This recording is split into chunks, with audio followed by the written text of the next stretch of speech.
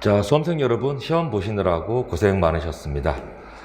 지금 이 시간에는 우리 국가직 4월 17일 토요일날 시행되었던 국가직 행정법 총론의 나책형 기준으로 간단한 총평과 해설을 드리려고 합니다.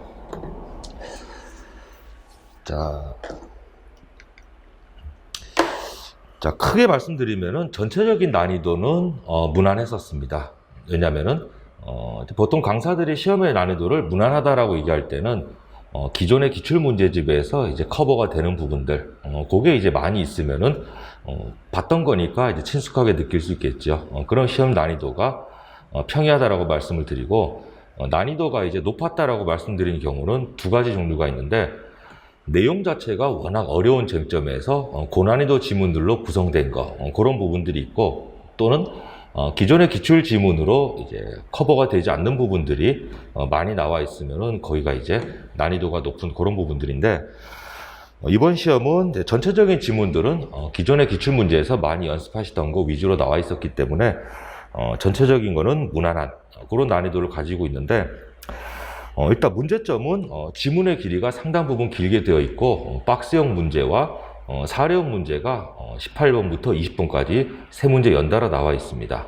그 중에서 18번 문제, 우리 공사중지 명령에 대한 부작위를 다투는 내지 거부 처분 다투는 그 소송에서는 판례 자체를 종합적으로 이해하고 있어야지 맞출 수 있는 문제인데, 그런 것들은 출제위원들이 만점 방지용으로 원래 어렵게 냅니다. 그리고 19번하고 20번 같은 경우는 사례형 문제의 형태를 띠고는 있는데, 사례를 가리고 1, 2, 3, 4번 지문만 가지고 풀더라도 충분히 이제 풀어낼 수 있는 문제예요. 다만 그런 난이도 있어 보이는 문제들이 뒷부분이 많이 배치가 되어 있고, 옳은 것을 골라라 이런 문제가 한 6문제 정도 되더라고요. 그래서 지문을 좀 많이 봐야지 풀 수 있는 문제들, 다른 말로 시간이 소요되는 지문들이 꽤 있었습니다. 그래서 행정법만 놓고 봤을 때는 전체적으로 소거법으로도 충분히 풀 수 있는 문제들도 많이 있고 평이한 난이도인데, 우리 5과목 속에서 이제 하나의 자리를 차지하고 있기 때문에 시간 안배가 좀 되지 않으셨던 분들은 쫓기게 돼서 풀게 되면은 굉장히 이제 예상보다는 점수가 안 나올 수 있는 그런 성격이 있습니다. 그래서 실질적으로는 무난했지만은 형식적으로는 상당히 좀 어려워 보이는 양면적인 특성이 있어요. 시간 분배만 제대로 되신 수험생분들이면은 통상 합격권 평균 한 90 정도를 예상해 보겠습니다. 90에서 85점 정도 내지는 그 정도를 무난히 취득할 수 있는 시험이었다고 보여져요. 자, 그럼 1번부터 우리 한번 같이 보겠습니다. 자, 1번은 전형적인 문제죠. 행정법의 법원에 대한 설명이고, 2번 같은 지문이 우리 행정소송법의 법원이라고 해서 행정소송법 제8조입니다. 행정소송법은 46개 조문밖에 없는데, 그럼 나머지 소송하면서 필요한 조문들을 어떻게 하느냐? 그건 전부 다 민사소송법, 민사집행법, 법원조직법. 자, 소송에 필요한 법 모여봐라 그래서 우리 법소집 그래서 한번 공부했었는데, 이것도 행정법, 행정구제에 관한 법원이 되겠고요. 자, 평등의 원칙 같은 일반 원칙도 이제 불문의 법원이니까 평이한 지문이고, 정답은 4번이죠.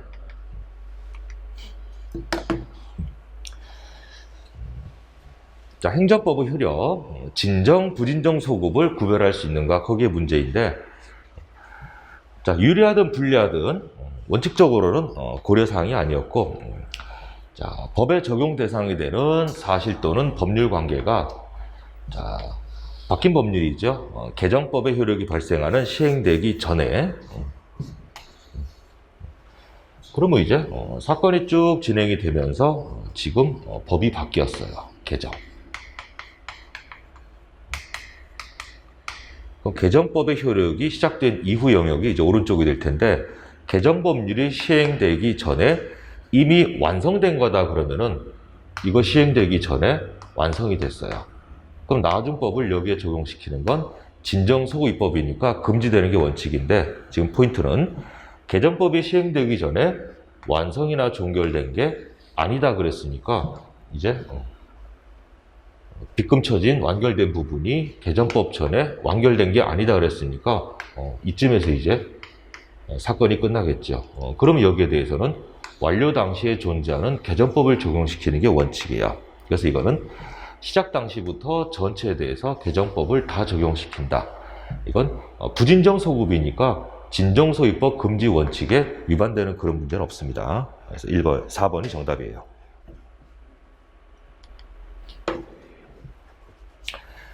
자, 두 번째는 우리 판례 문제의 전형적인 일반원칙 관련된 문제인데 정답은 맞는 거 고르는 문제였고 1번이었습니다. 근데 1번은 우리가 사실 많이 보는 판례는 아니었어요. 자, 국가가 국민의 생명, 신체, 안전을 보호하는 게 국가의 존재 목적이죠. 국가가 해야 될 일인데 국민을 보호하는 의무를 다하지 않았는지, 할 일 제대로 안 했는지 헌법재판소가 심사를 한다. 심사라고 하는 부분이 잘 한 건지 못한 건지를 판단해 보는 부분이고 여기를 우리가 사법 이렇게 부르죠. 그럼 하려고 할 때는 최대한 열심히 하겠다라고 계획을 세워야 되겠지만은 이미 지나간 일에 대해서 옳다 그르다를 판단하는 건 과거의 개념이에요. 그럼 심사할 때는 최대한의 보호 조치를 했는가? 그게 심사 원칙이 아니고 과소보호 금지 원칙의 위반 여부를 기준으로 심사한다예요. 그래서 하려고 할 때는 최대한 하려고 노력한다. 반대로 지나간 일에 대해서 잘된 건지 잘못된 건지를 심사할 때는 최소한의 것도 하지 않았는가, 그거를 기준으로 심사하는 것이고 최대한 잘하지 못했다고 해서 지나간 일에 대해서 욕먹을 이유는 없죠. 그래서 과소보호 금지 원칙 위반 여부를 가지고 국가의 책임 여부를 심사하겠다. 1번이 맞는 지문이에요. 자, 2번부터는 이제 왜 틀렸는가 보겠습니다. 우리 수험생분들이 싫어하시는 재건축 재개발 조합 설립 추진위원회, 이건 이제 페이커로 나온 것이고, 자, 그 위법인 행정처분을 했던 선례가 있는 경우, 관행이 있는 건 좋은데 해오던 게 잘못된 경우에는 자기구색의 원칙이 작동 안 되죠. 그래서 X고요. 자, 3번은 정년퇴직 앞두시고 호적상의 생년월일을 정정했는데 도리어 젊어지신 분이에요. 그래서 늘어난 걸 정년 연장을 요구하는 건 실의성실의 원칙에 위반되는 건 아니라고 하는 거. 유명한 판례입니다. 그래서 이거는 일단 호적법상의 출생연월일을 정정했으면은 공문법상의 나이는 무조건 호적을 기준으로 가니까 실의성실 원칙에 위반되는 건 아니다라는 판례가 있었고요. 자, 4번도 쉽죠? 우리 폐기물 처리업 사업계획에 대한 적정 통보. 이거는 처리 용량이 필요하다 라는 취지로 예비결정 내준 것이지 신청 자격을 획득하기 위한 기초공장을 건축하는 것, 토지 형질 변경의 공적인 견해 표명은 들어있지 않습니다.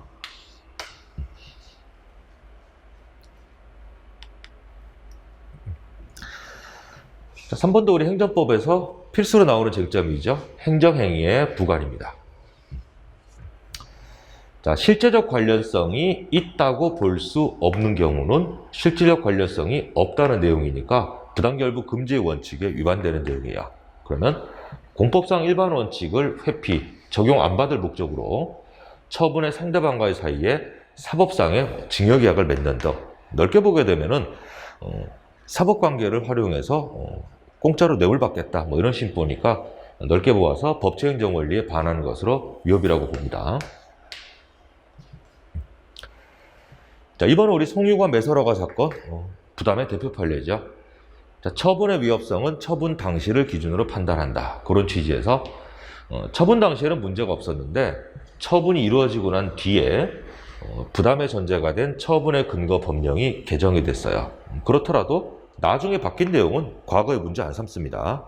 그래서 지금은 더 이상 부과는 못 붙이게 되었지만 그렇다고 해서 과거에 있었던 부담의 효력이 곧바로 소멸하는 건 아니에요.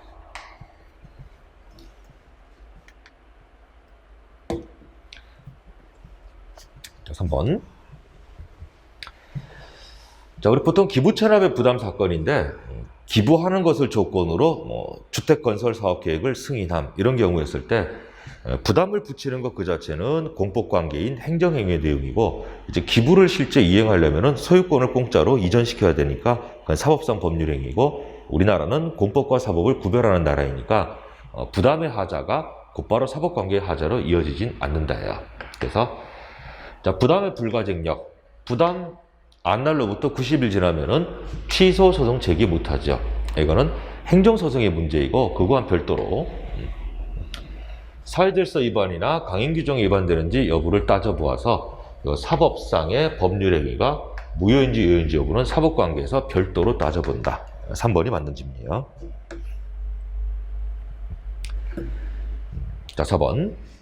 허가에 붙은 기한이 허가된 사업의 성질상 부당하게 짧다. 그러면 허가 자체의 존속기간이 아니고 허가 조건의 존속기간으로 해석되는 경우, 그래서 허가 조건의 존속기간을 우리가 기간 연장을 고려하는 갱신기간이라고 하죠. 그러면 행정청은 허가 조건,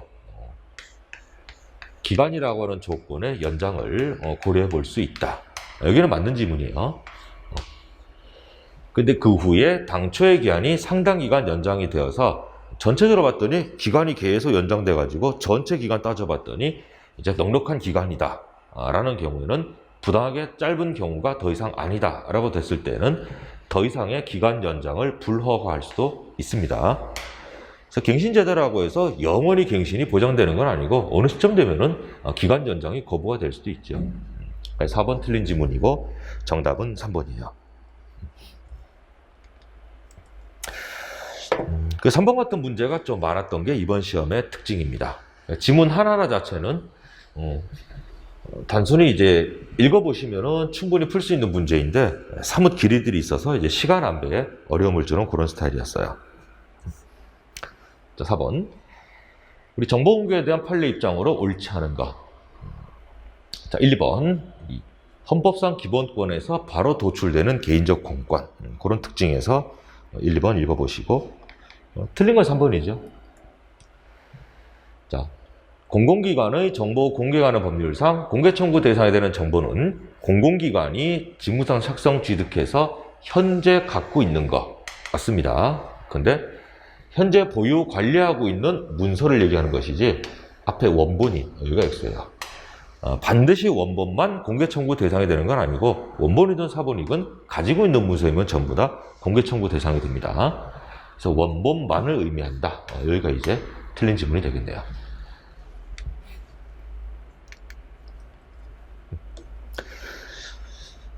자, 5번은 우리 기타 행정 작용의 공법상 계약에 관한 설명입니다.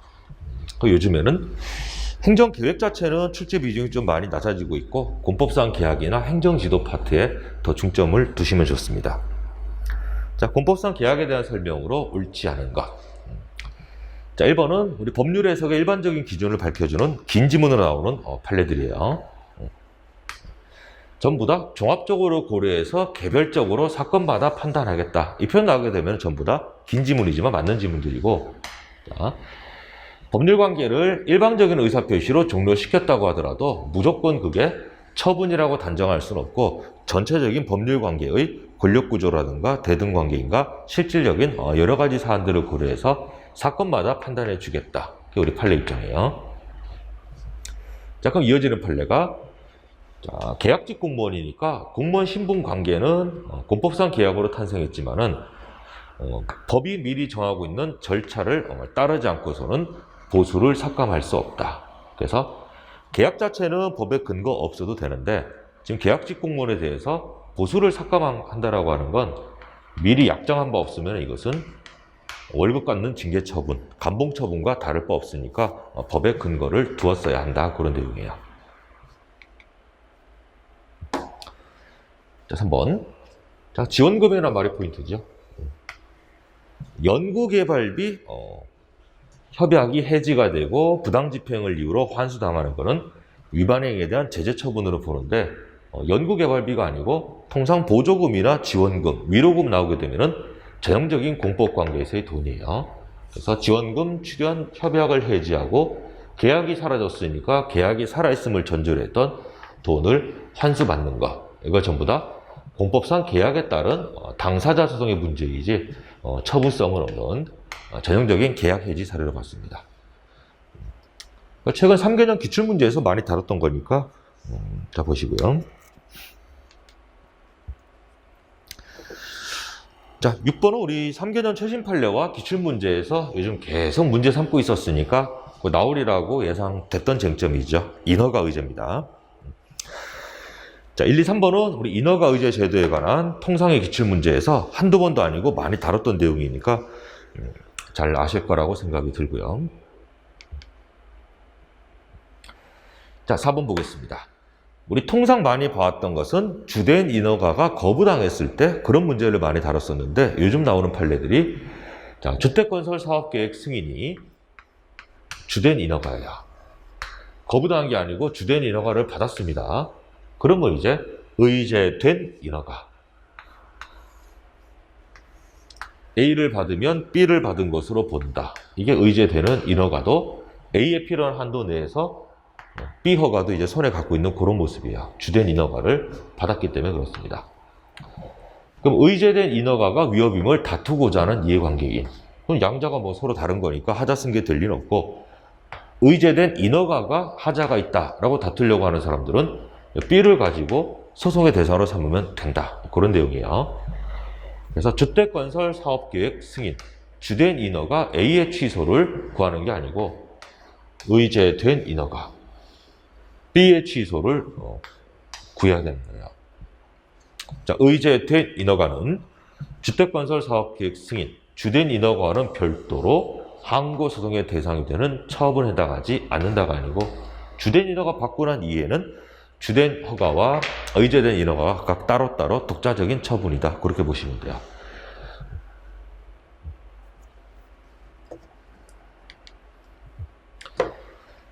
자, 7번은 우리 행정심판법 문제인데 쉽게 주는 문제였습니다. 다만 이제 시간에 쫓기는 상황에서는 사람이 이제 피치에 몰리게 되니까 내가 기출문제에서 많이 다뤘던 지문, 눈에 익었나 안 익었나 그런 걸 위주로 막 보려고 하다 보게 되면 7번 같은 경우도 좀 당황할 수 있어요. 이건 너무 단순한 문제이기 때문에 요즘 기출문제집에서 아예 다루지도 않는 것들인데 체감 난이도가 이제 당황시킬 수 있죠. 자, 취소 심판의 청구가 이유가 있다고 인정하는 경우. 그럼 해달라고 하는 게 처분의 취소를 요구하는 행정심판, 취소심판이고 원고의 청구가 이유가 있다가 인용이죠. 심판이었으니까 인용 재결이겠네요. 그럼 취소 심판의 인용 재결의 종료. 그럼 첫 번째는 취소를 명령하는 재결은 안 돼. 두 번째는 취소해 주세요. 취소 재결되고 바꿔라. 적극적인 변경 재결도 가능하고 변경해라 라고 명령하는 재결도 가능합니다. 그래서 취소 재결, 변경해버리는 재결, 변경 명령 재결되고 처분할 것을 명하는 재결은 해달라는 대로 나오는 게 소송이나 심판이니까 해달라고 하는 게 처분 내주세요라고 요구하는 거. 이건 의무이행 심판의 인용 재결의 모습인데 의무이행 심판하고 문제를 낸 취소 심판 얘기했으니까 이건 의무이행 심판의 인용 재결이에요. 그래서 2번은 X입니다.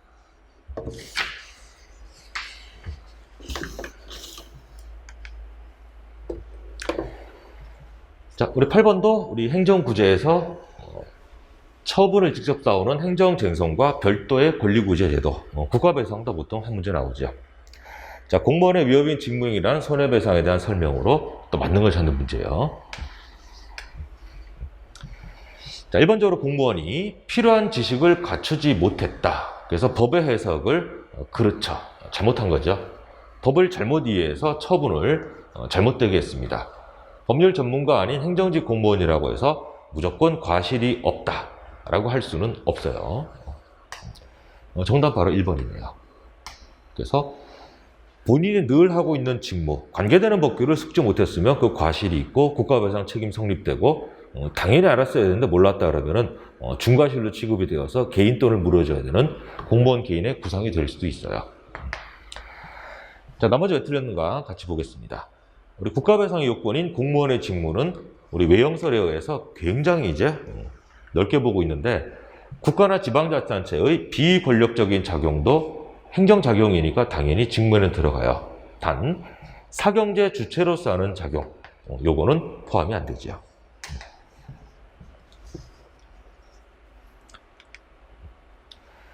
자, 손해배상 책임을 묻기 위해서 가해 공무원을 반드시 특정해야 되는 건 아니다 라고 많이 연습했었죠. 그래서 보통 국가공무원인 경찰의 시위 진압 과정에서 입은 피해다. 이 정도만 이제 증명하면 되는 것이지, 나를 방패로 찍은 친구가 몇 중대 몇 소속인가, 뭐 이런 것까지는 할 필요 없었다. 그런 내용이고요. 자, 4번 덱스죠. 아마 기존의 기출에서는 없던 내용이고 스쳐 지나가는 판례가 있었어요. 국가가 가해공무원에 대해서 구상권을 행사할 수 있습니다. 고의 또는 중과실이 있어야 일단 공무원 개인에게 구상할 수 있는데, 국가는 피해자에게 배상해준 배상액 전액에 대해서 구상권을 행사해야 되는 건 아니에요. 그래서 우리 판례는 일단 국가는 피해자에게 당연히 배상을 해주고, 내부적으로 공무원에 대해서 구상에 들어갈 때는 그자의 고의는 또 모르겠습니다만은 중과실이다. 어쨌든 실수로 잘못한 거니까 어디까지나 신의성실의 원칙상 상당한 범위 내에서 공무원에게 구상을 해야지, 무작정 전액을 기계적으로 구상하는 건 아니다. 그런 취지예요.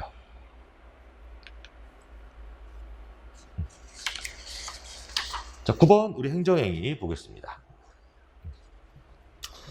자, 기획본 지문도 우리 3개년 최신 판례에서 요즘 많이 유행하는 거죠. 이른바 내부적 성립 요건과 외부적 성립 요건을 나눠보는 이제 판례의 추세가 있기 때문에, 자, 외부적 성립 요건 그 판례입니다.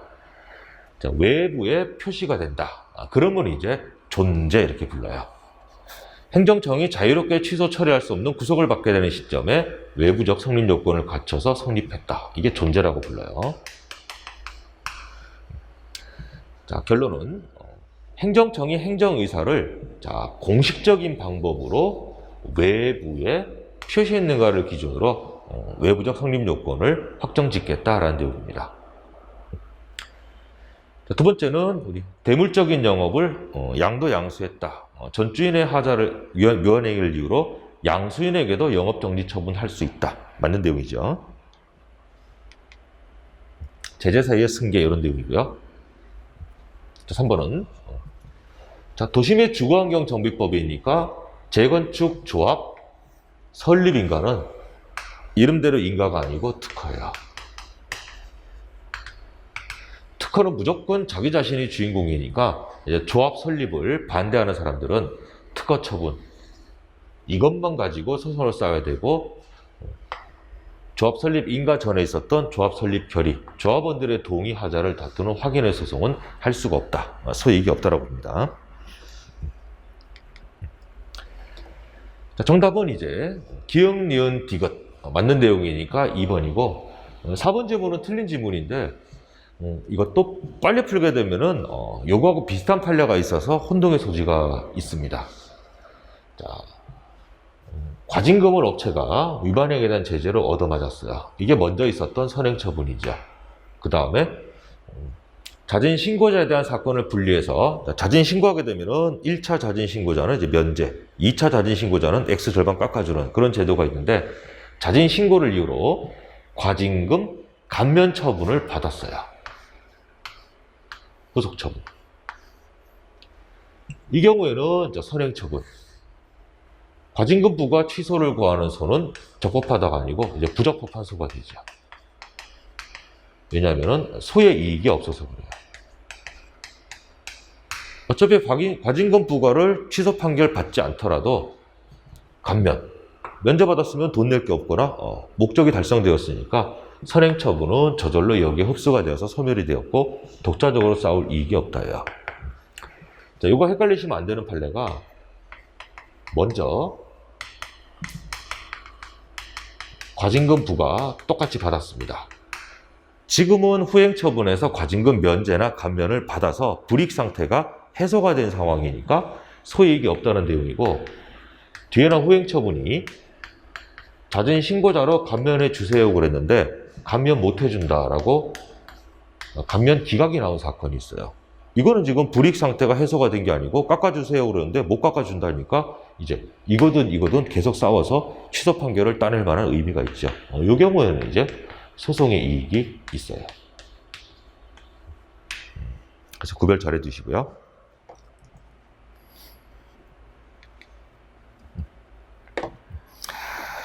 자, 10번은 우리 행정계획에 대해서 나왔는데 서비스로 주는 정도로 평이한 난이도였습니다. 정답은 2번이고, 원칙적으로 행정계획을 계획의 대상자인 국민들이 계획을 바꿔주세요를 요구하는 건 안 되는 게 원칙이지만 예외적으로 조리상 행정계획 변경 신청권이 인정되는 예가 요즘에 3개 또는 4개가 있죠. 그 중에 첫 번째가 폐기물 처리업 적정 통보를 받은 사람이야. 그 사람이 적정 통보 받았으니까 법이 규정하는 시설을 갖추어 기초공장을 건축한 다음에 일정한 행정처분, 폐기물 처리업을 신청할 수 있는 법률상 지위에 있는 자. 이 사람이 적정 통보 받은 사람이에요.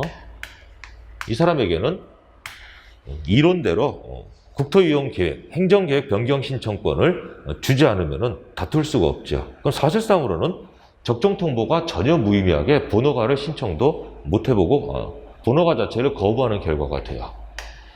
이 경우에는 예외적으로 국토이용계획 변경 신청권이 우리 판례가 조리상 있다라고 보죠. 그래서 국토이용계획 변경 신청권, 도시구역 내의 토지 소유자의 도시계획 위반 신청권, 문화재 보호구역 해제 신청권, 요즘에 좀 가끔씩 언급되는 게 산업단지 개발계획 변경 신청권, 이런 것들이 예외적으로 조리상 행정계획 변경 신청권이 인정된 사례입니다.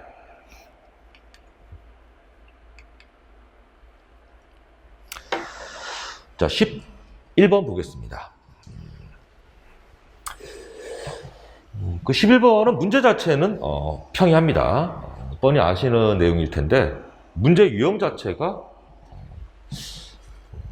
2010년도 그 이후로 아마 처음 나온 이제 수능형 스타일이에요. 선생님과 학생이 이제 묻고 답하기 하는 그런 형태로 나왔는데 사실상은 이제 여러 개를 이제 물어볼 수 있는 그런 형태죠. 그래서 아마 이제 선택 과목에서 이제 필수로의 전환을 앞두고 있으니까 뭐 이런 고난도 신유형의 문제도 이제 대비하는 게 좋지 않겠냐라고 이제 메시지를 주는 그런 형태 같습니다. 우스갯소리로 뭐 좀 더 하다가 이제 뭐 칠판 그림 나오고 뭐 신문 스크랩 나오는 게 아니냐 이런 논의도 있는데 전부 다 정확하게 내용을 지문별로 숙지하고 계시면은 푸는 데는 어려움이 없을 거예요. 자, 대집행과 이행강제금에 대한 갑과 을의 대화 중 을의 답변이 옳지 않은 것. 결국 틀린 거 찾아라 그런 문제죠. 자, 대집행의 절차가 인정되는 경우에는 민사상의 강제집행은 안 되죠. 맞고요. 강제집행은 민사와 행정 중에서 하나만을 써야 함. 자, 대집행의 적용 대상은 무엇인가? 공법상 대체적 자기의무 불이행이 있으면 대집행할 수 있다. 맞고요. 그럼 공법상 대체적 자기의무니까 대집행이 가능한 영역에서도 이행강제금을 부과할 수 있습니까? 되죠. 그래서 대집행과 이행강제금 중에서 선택적으로 행정부가 재량으로 골랐으면 됩니다. 자, 틀린 건 4번인데 쉽죠? 우리 국가 대 개인의 관계에서 국가가 돈 내라 그랬는데 그자가 돌아가시면은 그걸로 끝나는 게 있어요. 나머지 돈 내야 되는 의무는 죽어도 안 끝납니다. 전부 다 상속인에게 상속 승계가 되는데 유일무이하게 돈 내는 의무인데 상속 승계가 되지 않는 게 이행강제금이죠. 그래서 이행강제금 부과받은 분이 사망하셨다. 그럼 그 납부 의무는 누구에게도 승계, 상속 이전이 안 돼요. 요게 이행강제금은 강제집행의 하나로서 하게 만드는 게 목적이지 돈 거두는 게 목적이 아니에요. 돈 내기 싫으면 해라 이런 말이니까 이거는 이행강제금, 돈을 내는 납부 의무는 승계 상속이 안 된다 그런 내용입니다.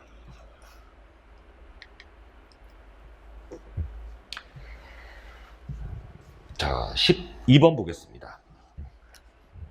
12번도 우리 평상시에는 그냥 기본 강의 때 퀴즈로 나가는 그 정도 문제이고 별거 아닌데 이게 실전에서 맞닥뜨리게 되면은 이것도 너무 이제 쉬운 유형의 옛날 유형이다 보니까 낯설어서 이제 조금 당혹감을 가지시는 그런 문제야.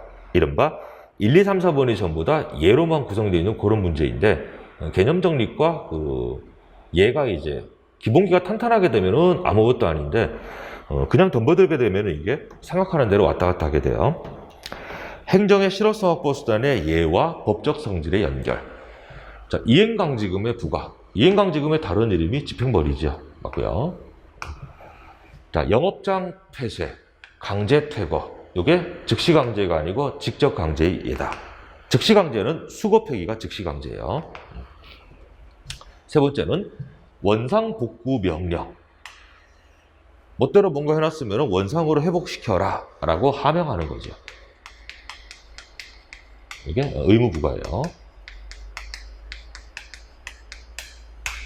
그러면 구체적으로 지금 원상복구해라 라고 구체적으로 기회를 주고 있으니까 구체적 기회를 주지 않는 즉시강제는 될 리가 없어요. 즉시강제는 한 번의 기회를 줄 만한 시간적 여유가 없을 때, 즉 법 위반 상태가 발생했을 때 바로 즉시 제압하는 것이지, 한 번의 기회를 주고 있으면 이게 뭐인지 몰라도 즉시강제가 되면 안 된다 이 말이에요. 그래서 원상복구 명령 해라 그랬는데 안 하면 대집행하면 되겠죠. 네가 복구해야 되는 거 우리가 대신 복구했으니까 돈 내놔, 이런 식으로 대집행에 들어가면 됩니다. 3번이 X고요. 자, 부동산 등기 특별조치법에 따른 과태료 부과. 과태료가 행정질서벌이고 행정벌 중에 하나이죠. 정답은 3번이에요. 13번. 행정상 즉시강제에 대한 설명으로 옳지 않은 것. 정답은 바로 1번입니다. 즉시강제는 국민의 권리 침해를 수반하지요. 근데 항상 영장주의가 적용된다. 영장 없는 즉시강제도 목적과 긴급성만 인정되면 가능합니다. 모든 행정상의 즉시강제에 100% 영장이 요구되는 건 아니었어요. 자, 즉시강제는 직접강제와 달리 강제집행에 해당하지 않죠. 그래서 행정강제가 크게 강제집행과 즉시강제로 나뉘고, 강제집행을 다시 네 가지로 나누면 직접강제, 대집행, 이행강제금, 강제징수, 그렇게 돼 있어요. 자, 수거폐기, 즉시강제죠. 자, 즉시강제는 행정상의 조치 중에서는 가장 강력한 수단이니까 다른 수단으로서는 절대 안 되는 경우에 마지막 수단으로 보충적으로만 허용이 되고, 당연히 필요 최소한대로만 해야 된다. 그래서 틀린 건 바로 1번 되겠습니다. 자, 14번도 우리 개인정보 보호에 관한 내용인데, 우리 개인정보보호법에 개정이 이제 많이 있었습니다. 그래서 이제 나올 거라고 예상되는 쟁점이었는데, 출제위원이 좀 약간 허를 찔렀다고 그래야 되나요? 법령보다는 이제 관련된 판례를 위주로 되셨습니다. 자, 기억번은 우리 원래 있던 내용이에요. 개인정보 보호 대상이 되는 개인정보는 반드시 내밀한, 은밀한 영역의 개인정보에 국한되는 게 아니고, 공적 생활에 생성이 되었건 이미 공개가 되어 있건 타인에게 노출되는 게 내 사생활을 침해할 정도만 되면 전부 다 보호 대상이 되는 개인정보예요. 자, 니은번이 우리 개정되고 개정된 법률 안에서 신설된 조항이죠. 자, 이미 공개된 개인정보입니다. 근데 정보 주체가 동의하면 당연히 뭔가 할 수 있는 것이고, 정보 주체의 동의가 있었다고 객관적으로 인정되는 범위 내에서 처리할 때, 이게 정보 주체의 동의 없이도 개인정보를 원래 거보다는 더 활용할 수 있는 경우인데, 이거는 당연히 개인정보 주체의 동의를 당연히 받을 수 있는 것, 합리적으로 관련된 범위 내이면은 별도로 동의 안 받고도 할 수 있다, 뭐 그런 내용이죠. 정보 주체의 별도의 동의는 불필요하다. 이게 합리적으로 관련된 범위 내에서는 별도의 동의를 받지 않더라도 개인정보를 활용할 수 있다, 그런 내용이야. 그래서 우리 일비사학원이 교육사업부에 여러 가지 이제 교육사업 콘텐츠가 많습니다. 그러면 일비사학원에 공무원 내지 군무원 등록하셨다. 그럼 관련 범위 내에서 9급 등록하셨는데 뭐 7급 좀 안내하고, 이런 걸로 이제 일비스가 개인정보를 활용하는 건 굳이 별도의 동의 없더라도 합리적 관련된 범위 내이니까 할 수 있다, 그런 내용이야. 그럼 이 경우에는 정보 주체의 동의를 안 받아도 되는 영역이니까 동의 안 받고 합리적 관련 범위 내에서 활용했으면 개인정보 바로 위반은 아니다, 그런 내용이야. 자, 그럼 디귿번. 그럼 사업자에게 원래 수집했던 합리적 관련 범위 내에서 개인정보를 좀 더 활용할 수 있는 범위를 만들어줬으니까 밸런스를 맞추기 위해서 활용폭이 넓어진 개인정보 처리자에게 일종의 또 제한도 가는 내용이 있습니다. 그 중에서 개인정보 처리 위탁이에요. 그래서 보통 큰 기업 같은 경우에는 대표이사가 곧 개인정보 처리자가 되는 게 아니고 업체에게 이제 보통 용역을 맡기겠죠. 그 내용이에요. 개인정보 처리 위탁에 있어서 위탁받은 사람, 수탁자는 정보 제공자, 이게 개인정보 처리자입니다. 관리감독 아래서 위탁받은 범위 내에서만 개인정보를 처리하게 돼요. 그러면서 이제 남의 일을 해주고 있으니까 수수료, 대가를 지급받겠죠. 그러면 개인정보 처리에 관해서 독자적인 이익을 가지는 사람이 아니에요. 왜냐면은 네가 처리해라고 용역을 받았으니까 용역비 받고 그것만 해주면 되지, 넘겨받은 정보 가지고 지가 뭔가 독자적인 이익을 가지는 사람은 못 돼요. 따라서 이러한 사람들은 개인정보보호법 17조에 의해서 개인정보 처리자가 정보 주체의 개인정보를 제3자에게 제공할 수 있는 그 제3자로는 안 본다 이 말이야. 처리자에게 제공받는 제3자는 어떤 식이냐면은 이거 정보 주체의 동의를 별도로 받아야 되고, 원래 수집한 우리가 제3자에게 정보를 제공합니다라고 하는 거를 정보 주체에게 통지를 해야 돼요. 정보 주체가 오케이 해야지 넘겨받을 수 있는 제3자인데, 개인정보 처리 위탁받는 수탁자는 말 그대로 처리자 관리를 대신해주는 사람이고 독자적인 이해관계는 없습니다. 따라서 이런 걸 꼭 해야 되는 제3자에는 해당하지 않는다. 이제 그 말이야. 자, 리얼번호 우리 3개년 기출에서 벌써 여러 번 나오고 있죠. 그래서 인터넷 포털 사이트가 해킹이 되어서 개인정보가 유출이 되었다. 그러면 조리상 주민등록번호 변경 신청권이 인정되는 사안입니다. 그래서 디귿번이 이제 X였고 나머지는 다 만든 지문이었습니다. 그래서 아마 우리 4월 17일 국가직 9급 시험에서 변별력을 가릴 수 있는 두세 개 문제 중에 하나가 방금 봤었던 14번 문제다 이렇게 보시면 돼요. 자, 그 다음에 이제 15번 문제와 이제 18번 문제 정도까지가 출제위원이 변별력을 맞추기 위해서 어렵게 낸 문제입니다. 자, 취소 소송의 제소 기간에 대한 설명으로 옳은 것과 옳지 않은 것. 그래서 처분 있음을 안 날로부터 90일 이내에 취소 소송을 제기할 수 있다. 실무에서는 첫 번째로 손꼽는 소송 요건이에요. 왜냐하면 다른 소송 요건들은 보완의 여지가 충분한데 흘러간 날짜는 복구가 안 되기 때문에 저 제소 기간 요건이 어떻게 보면 가장 가혹할 수 있는 소송 요건이다. 그런 내용이야. 자, 1번. 행정심판 청구를 안 되는 건데 할 수 있다고 잘못 알려서 행정심판을 거쳤다. 두 가지만 기억하시면 된다 그랬죠. 대한민국에서는 처분 있음을 안 날로부터 90일 지나도록 심판도 안 했고 소송도 안 했다 그러면 되는 거 한 개도 없어요.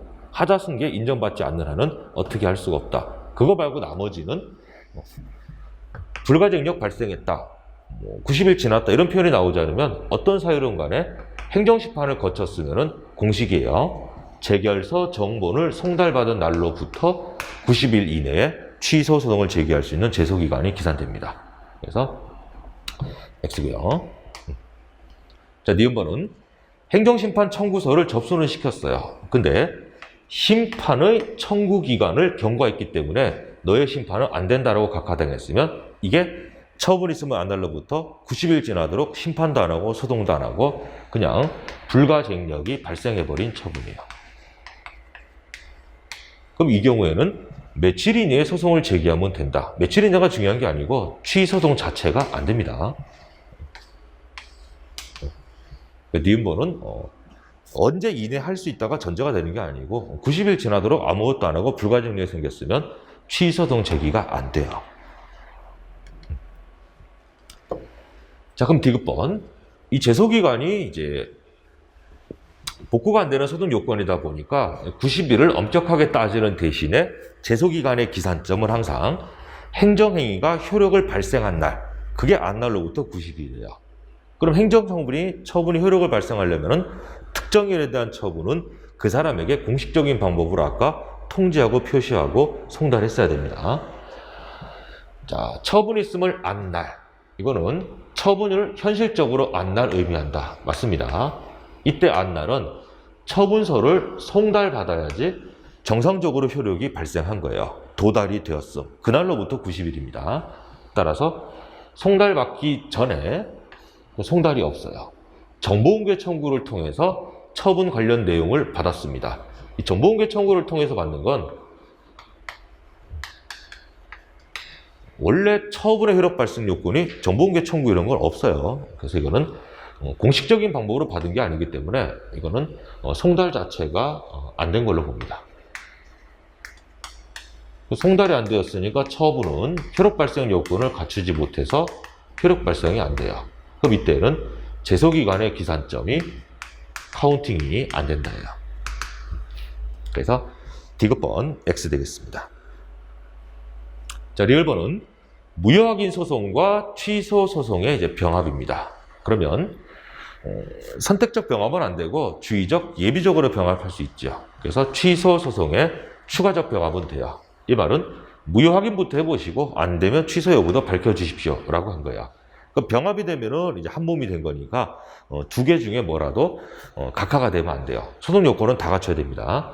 따라서 주된 청구인 무효 확인의 소송은 원래 제소기간 필요 없지만은 이게 적법한 제소기간 90일 이내에 제기되었으면 병합된 취소 청구에서도 적법한 소송 요건을 갖춘 소송으로 보고 이제 각하 안 시키고 둘 다 심리에 들어간다. 뭐 그런 내용이에요.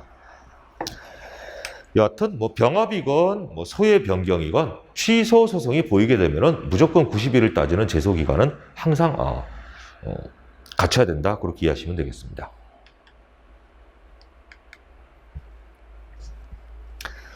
자, 16번도 우리 위임 명령의 한계에 대한 설명이죠. 자, 정답은 바로 2번입니다. 자, 헌법에서 채택하고 있는 조세 법률주의, 이게 조세 법정주의죠. 원칙상 과세 요건과 징수 절차에 관한 사항을 하위 법령에 구체적 개별적으로 위임하여 규정할 수는 없다가 아니고 조세 법정주의고 죄형 법정주의지만 세금이나 형벌에 관한 것도 위임의 구체성과 명확성을 가장 최고로 갖추고 있으면 얼마든지 행정입법으로 위임할 수 있습니다. 그래서 2번이 당장 X고요.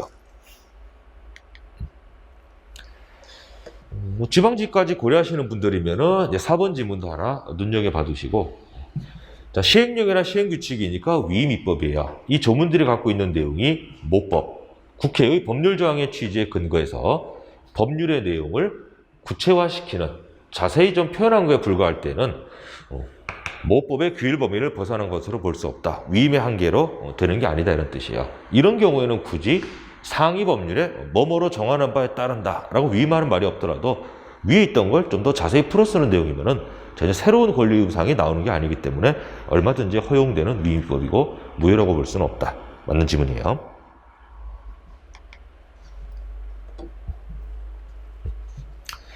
자, 17번 보겠습니다. 우리 항고소송의 원고적격, 법률상 이게 침해를 인정받은 자만 고르는 문제예요. 자, 기획부는 친절하게 이제 우리 스티브 승준유 아저씨하고 헷갈릴까봐 중국이라고 줬지요. 그래서 대한민국과 관계가 없는 일반적인 외국인이 사증 발급 거부, 비자 거부당했다고 해서 취소를 구하는 원고적격을 인정받을 수가 없죠. 원고적격 부정이에요. 자, 니은번은 국민권익위원회의 조치 요구, 이게 포인트죠. 그러면 소방청장이라든가 시도 선거관리위원장이 원고적격 가질 수 있었다라는 이례적인 판례입니다. 그래서 원래는 국민권익위원회와 소방청장 또는 선거관리위원장 간의 기관소송을 해야 되는 문제인데 이런 형태를 예정한 기관소송을 개별법에 규정이 없었어요. 그래서 이건 부득불 항고소송 말고는 분쟁 해결 방법이 안 보인다라고 해서 이례적으로 국가기관에게 원고적격을 인정시켜주는 그런 경우입니다. 자, 디귿번이 우리 바로 2020년에 선고분 가장 최신 판례죠. 키워드는 법무사의 사무원 채용 승인 신청을 지방법무사회가 사무원 채용 승인 신청 거부 또는 사무원 채용 승인 내줬다가 취소시켜버리는 그런 내용입니다. 결론은 이거 처분성이 있고 여기에 대해서는 직원을 쓰지 못하는 법무사이건 일자리를 박탈당하게 되는 그 사무원이건 전부 다 원고적격이 있다라는 우리 가장 최신 판례예요. 자, 리얼번은 우리 전통적인 지문입니다. 개발제한구역 해제 대상에서 누락된 토지의 소유자. 이 사람은 원고적격이 없다 그랬죠.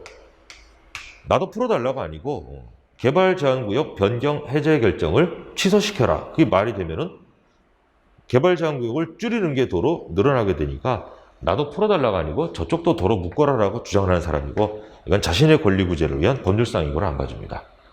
그래서 인정되는 경우니까 니은번과 디귿번이 원고적격 인정된 사례예요.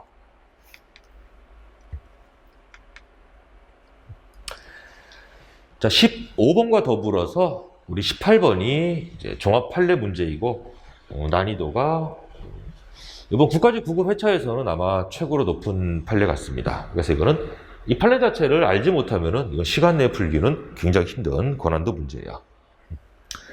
자, 포인트는 공사 중지 명령, 보통 이제 철회 신청권 이렇게 부르는데 공사 중지 명령을 풀어달라라고 해제 신청했던 사건이에요. 통상 여기 똑같은 구조로 유명한 판례는 공사 허가를 받으면서 최신 공법의 소음 방지벽을 설치할 것 그렇게 부관을 붙여서 허가 내주는 경우가 제일 유명했는데 부관의 내용은 이제 조금 다릅니다. 주민들과의 충분한 협의를 통해서 민원 발생에 따른 분쟁이 생기지 않도록 조치 후에 사업을 추진할 것. 이게 최신 공법 소음 방지벽 설치 그런 내용이에요. 어쨌든 이 사안은 이제 토석 채취 허가. 허가받고 부관이 붙여져 있었어요. 근데 이제 이 조건, 부관이 법에 근거 없는 부관이니까 잘못된 거네 라고 부관을 이행을 안 했습니다. 그래서 이제 부관을 이행하지 않으니까 요거를 원인으로 허가받아서 토석 채취하고 있었는데 공사를 이제 못하게 하는 거죠.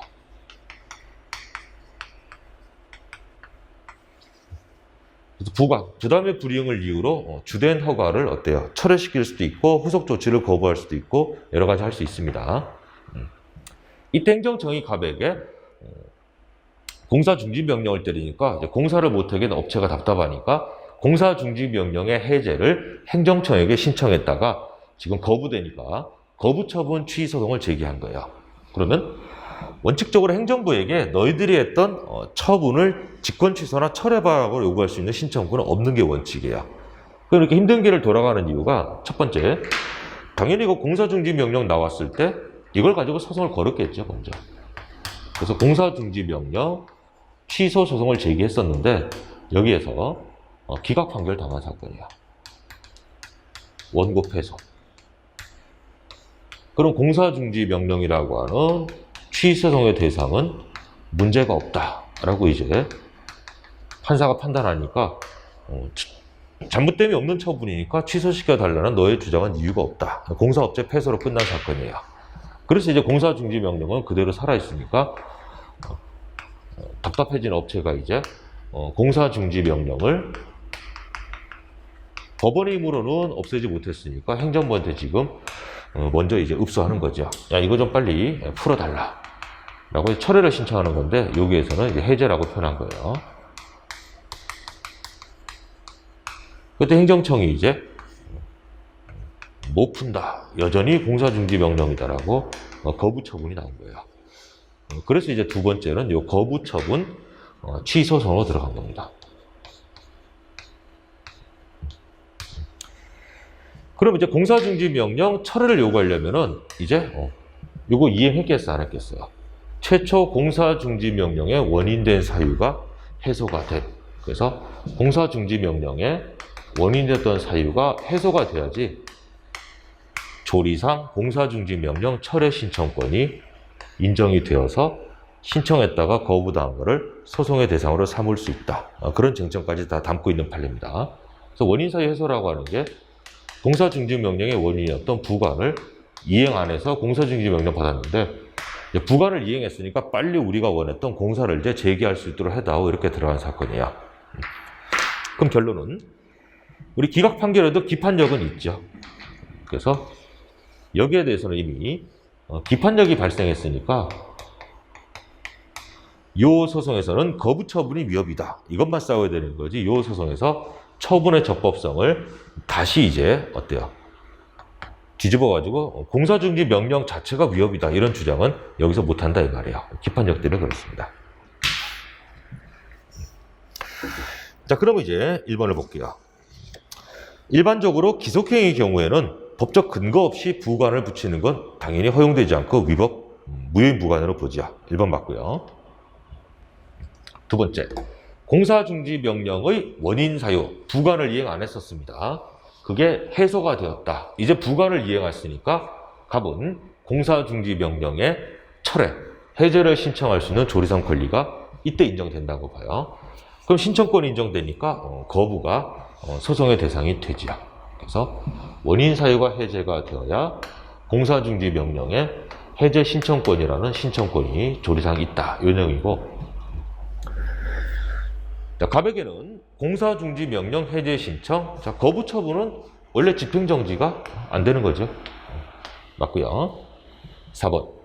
갑이 앞서 공사중지 명령 취소 소송에서 원고 패소 판결인 기각 판결이 확정되었습니다. 그 다음에 공사중지 명령 해제를 신청한 다음에 해제 신청 거부 처분 취소 소송이에요. 여기에서 공사중지 명령의 적법성, 위법성은 다툴 수가 없어요. 그게 모순되는 판결을 요구하지도 말고 하지도 말까. 기판력 때문에 그렇습니다. 정답이 4번이고 난이도가 높은 문제예요.